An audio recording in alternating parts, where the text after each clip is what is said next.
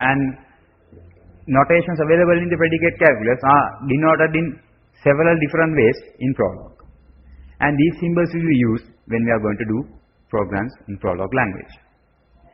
Well, now we are going to discuss about the data types in Prolog programming. Well, Prolog has a single data type called the term. Terms are either atoms, numbers, variables, and compound statements. A compound statement is a statement which consists of several other statements. An atom is generally a purpose of name with no inherent meaning. For an example, an X, a blue, or something like that, name, anything. Well, numbers can be floats or integers. I think these things are basically for your knowledge, and these things will be discussed thoroughly when we are going to do codings. Well, Prolog programs, the most important thing about Prolog programs is Prolog program describes relations defined by means of clauses. Basically, there are two types of clauses, facts and rules. A rule is in the form of head, if, and body. This is read as head is true if the body is true. A rule's body consists of calls to predicates, which are called the rule's calls. Well, as also the classes with empty bodies are called facts. For an example, Tom is a cat. He is simply a fact, not a rule. Well, now we are going to consider about how we are going to execute a program in Prolog.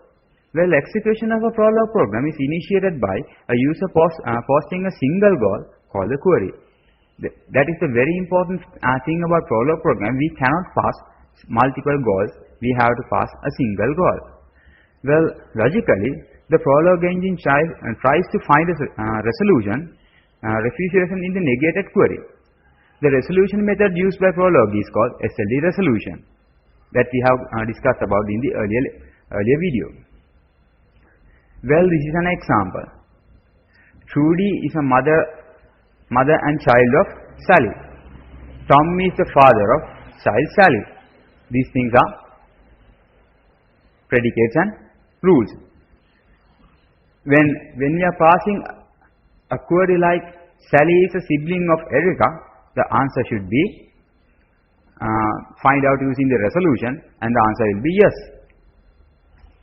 Well, there are some other important concepts in the Prolog program such as list and loops. List can be used as a data structure to store items and string manipulation and much more complex tasks. And loops. As you all know, every advanced programming language must have a looping structure as it allows users to minimize redundancy of code and improve efficiency. Well, using Prolog is very easy to do iterations, so sorting algorithms are easier to implement in Prolog environment. Now, let's move on to the actual implementation of Prolog programming, and in this video, I am using Visual Prolog as our programming environment.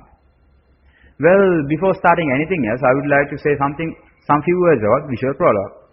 Visual Prolog is a programming development environment which allows us to easily develop Prolog programs. As for a start, let's just do some sample programs using Visual Prolog 5.2. Okay. Now let's start the programming part, shall we?